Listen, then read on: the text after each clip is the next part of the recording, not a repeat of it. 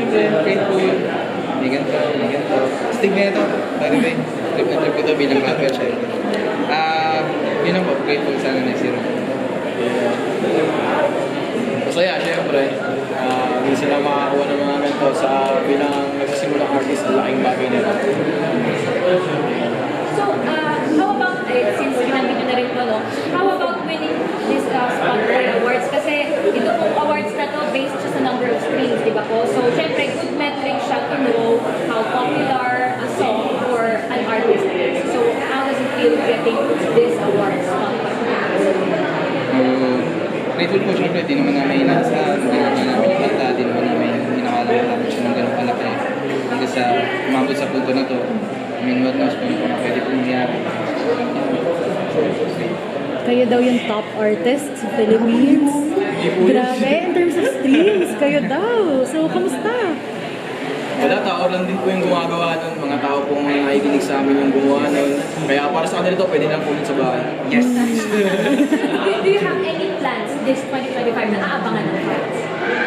Ano po, more on music po kami. Saka ako, para for music video din sa live performance ko. Yun pa lang po, magawa ng music. Yeah. Nag-viral yung songs sa TikTok, lalo na yung babaero, pati fanfics ginagamit yung kantang yun. Kaya nga eh. So, kumusta na kahit umabot sa fanfic levels, ganun na yung kanta nyo? Fan edits din ha? Yeah, minsan po parang na kami cartoons. Dali eh. Minsan na-influence ko ng mga tao, mga kasama.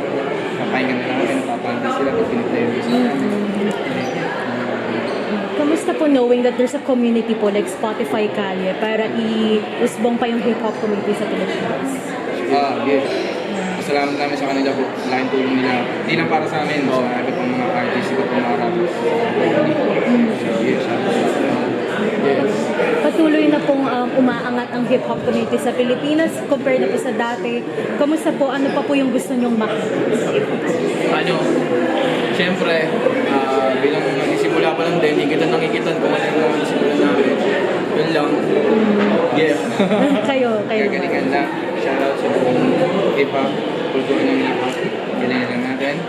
Hanggang sa hindi na nila tayo makain na sa mga susunod na tao. Yes. Hip,